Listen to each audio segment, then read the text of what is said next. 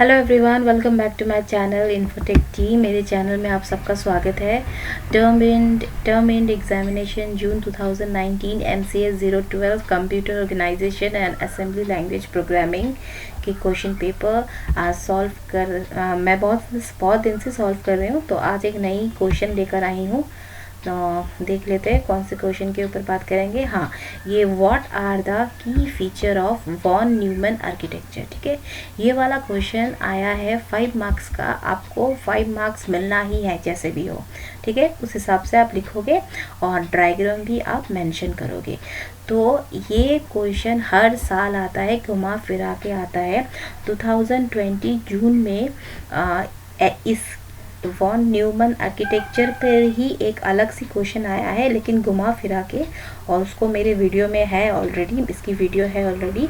लेकिन von Neumann architecture में घुमा फिरा के कुछ भी आता है हर साल, इतना आपको याद रखना है। तो ये बहुत ही इम्पोर्टेंट है। ठीक है, तो चलिए जल्दी से देख लेते हैं इसकी सोल्यूशन क्या होगी। What are the key features of von Neumann architecture. ठीक है, इसकी की फीचर्स क्या है। तो यहाँ मैंने समझाने के लिए इतना लंबा सा लिखा है, आपको समझ में आप अपने तरीके से लिखो, लेकिन प्लीज़ समझने लायक लिखना और ये डायग्राम भी मेंशन करना। ठीक है, और अगर ये डायग्राम समझ में नहीं आ रहा तो गूगल में आप सर्च करो, बहुत सारे डायग्राम आ जाएंगे। तो ये रहा what are the key features.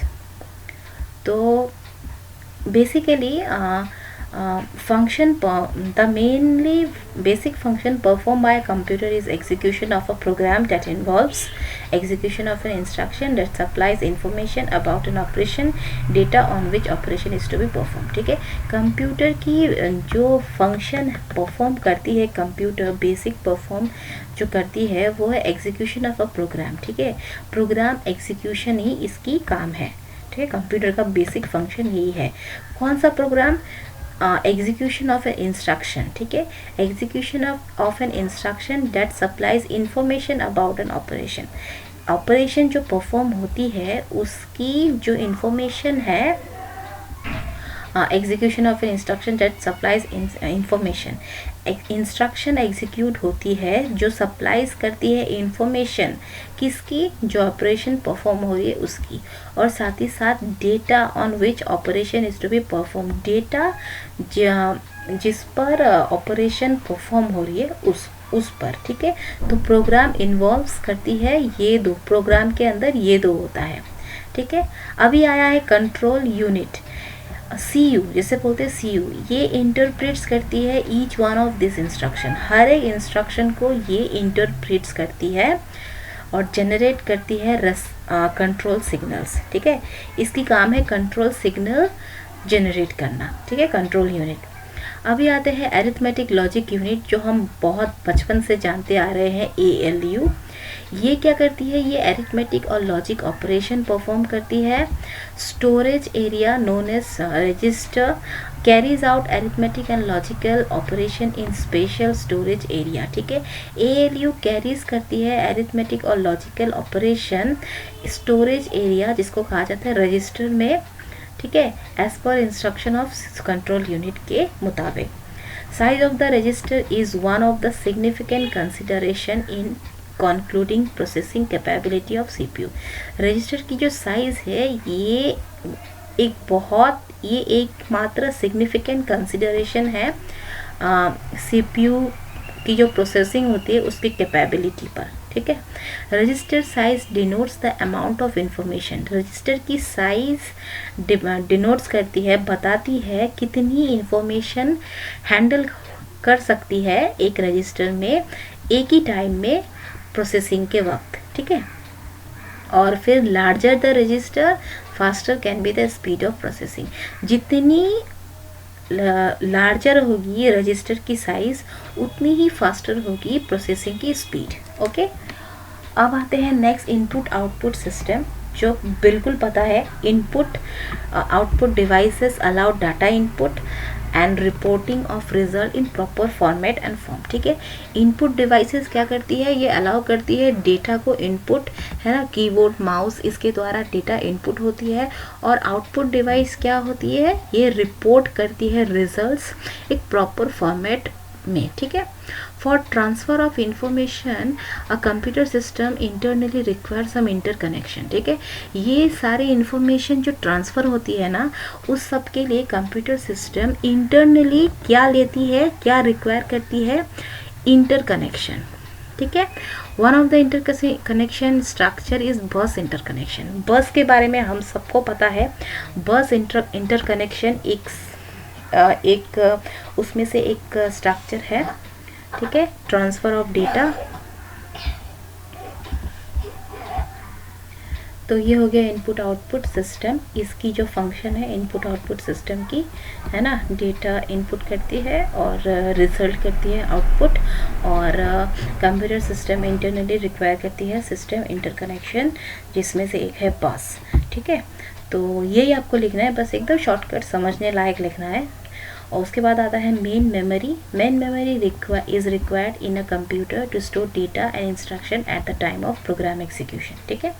Main memory ये क्या है, ये लगती है कंप्यूटर में टू स्टोर करने के लिए डेटा को और इंस्ट्रक्शन, ठीक है, eight the time of program execution. Program execution करते वक्त मेन मेमोरी लगती है, वो होती ही है डेटा को और इंस्ट्रक्शन को स्टोर करने के लिए। Memory to CPU is a significant data transfer path, ठीक है। मेमोरी से लेकर सीपीयू जो है ये एक सिग्निफिकेंट डेटा ट्रांसफ़र पाथ है। The amount of information that can be transfer between memory and CPU depends on size of बस कनेक्टिंग द टू, ठीक है। अमाउंट ऑफ इंफॉर्मेशन जो ट्रांसफ़र हो सकती है मेमोरी और सीपीयू के बीच डिपेंड करती है बस के साइज़ के ऊपर। बस की साइज़ पर डिपेंड करती है, जो बस कनेक्ट करती है मेमोरी और सीपीयू को, ठीक है। मेमोरी और सीपीयू को कनेक्ट करती है बस, उस बस के साइज़ के ऊपर डिपेंड करती है कितनी अमाउंट ऑफ इंफॉर्मेशन ट्रांसफ़र हो सकती है इन दोनों के बीच, ठीक है, मेमोरी और सीपीयू के बीच, ठीक है। यही आपको लिखना है। उसके बाद आ गया है it was revealed by von Neumann that same memory can be employed for storing data and instruction. ये रिवील किया गया है वॉन न्यूमन के मुताबिक दैट सेम मेमोरी एम्प्लॉयड किया जा सकता है डेटा और इंस्ट्रक्शन को स्टोर करने के लिए। इन सच अ केस क्या होता है, data can be treated as data, ठीक है। डेटा ट्रीटेड होता है डेटा के रूप में ऑन दैट प्रोसेसिंग, उस प्रोसेसिंग के उस पर can be perform, on that processing can be perform, जो परफॉर्म हो चुकी है डेटा उस प्रोसेसिंग के ऊपर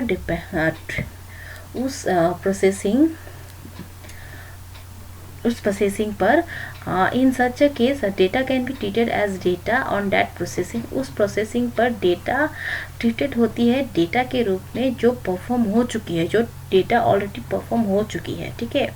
where as instruction can be treated as data, जहाँ और साथ ही साथ इंस्ट्रक्शन भी ट्रीटेड होती है डेटा के रूप में जो can be used for generation of control signal, जो ऑलरेडी यूज हो गई है डेटा सिग्नल जनरेट करते वक्त, ठीक है।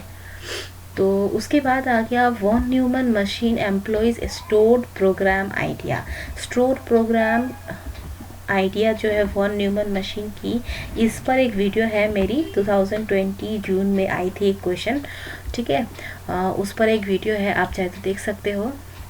which implies that, जो कहता है कि program and data are stored in same memory unit for execution. जो कहता है कि स्टोर्ड प्रोग्राम आइडिया में क्या है, प्रोग्राम और डेटा ये स्टोर्ड होता है सेम मेमोरी में एग्जीक्यूशन के लिए, ठीक है। एग्जीक्यूशन के लिए सेम मेमोरी में दोनों स्टोर्ड होता है। Computer before this idea used to store program and data on separate memory, ठीक है।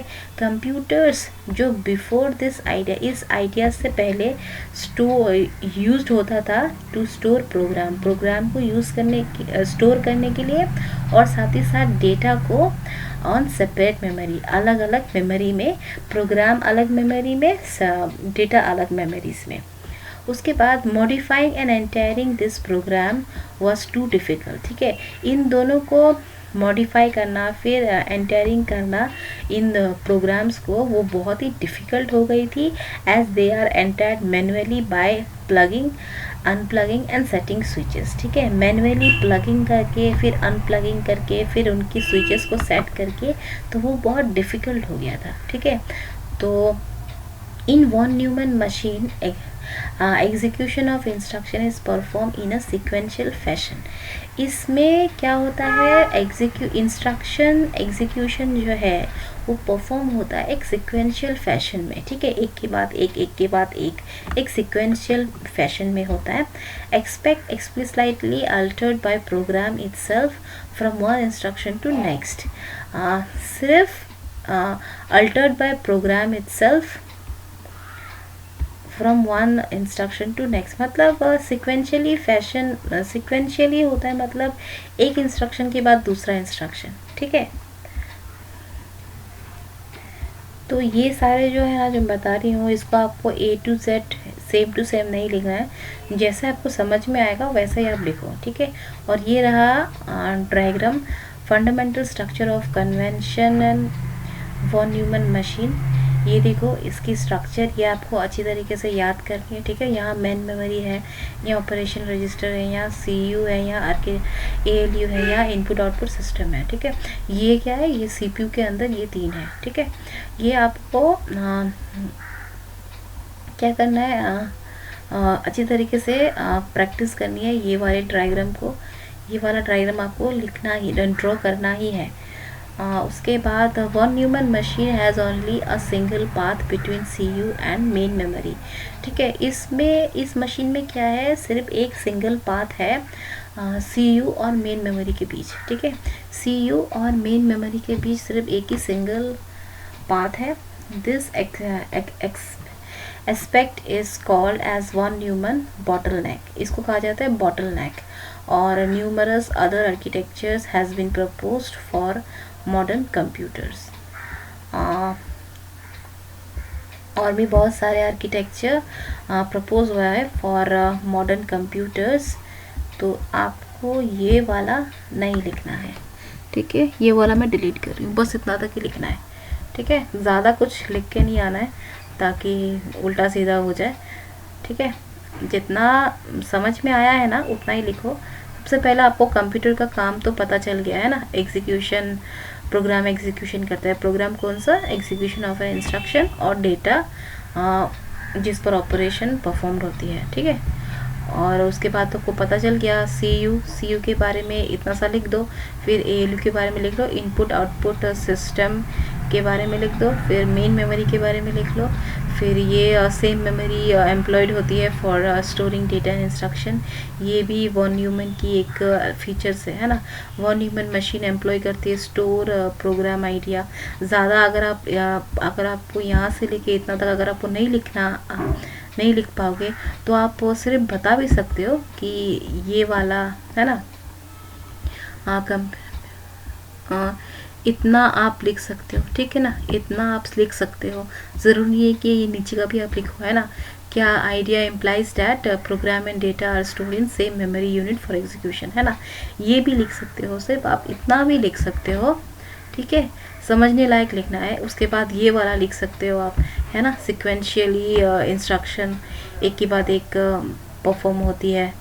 उसके बाद ये ब्लॉक डायग्राम आप लिख दो। ठीक है, पूरा आपको A to Z लिखने की ज़रूरत नहीं है, आपको समझ जो इम्पोर्टेंट पॉइंट्स है वही लिखना। ठीक है, तो देखना आपको 5 मार्क्स बिल्कुल ही मिलना है, आपको 5 मार्क्स मिलनी ही है। तो ये क्वेश्चन जो है ये बहुत ही इम्पोर्टेंट क्वेश्चन है, हर साल आती है। ये क्वेश्चन घुमा फिरा के आते ही रहता है। ये जितनी सारी क्वेश्चन है ना ये हर साल घुमा फिरा के आता है, जितना मुझे पता है। और घुमा फिरा के आएगा, लेकिन आएगा ज़रूर ये क्वेश्चन। ठीक है, एक ही क्वेश्चन आता है। तो मिलते हैं बहुत जल्द एक नए सॉल्यूशन के साथ। क्वेश्चन पेपर ही हम सॉल्व करेंगे और एग्ज़ाम्स भी आ रही है, फेब्रुअरी एग्ज़ाम है ना, दिसंबर की एग्ज़ाम फरवरी में हो रही है। तो best of luck all of you. आप लोग जो भी एग्ज़ाम दे रहे हो MCS 012, आप लोगों को बेस्ट ऑफ लक। और बहुत ही जल्दी मिलते हैं एक अलग क्वेश्चन की सॉल्यूशन के साथ बहुत ही जल्दी मिलते हैं। अगर आपको समझ में आया है तो प्लीज़ आप लाइक करना, अगर समझ में नहीं आया है, अगर कुछ डाउट है तो प्लीज़ कमेंट सेक्शन में लिख के बताना, तो मैं पूरा सॉल्व करने की कोशिश करूँगी। तो तब तक के लिए मिलते हैं और एक नए वीडियो के साथ। तब तक के लिए thank you so much, bye bye.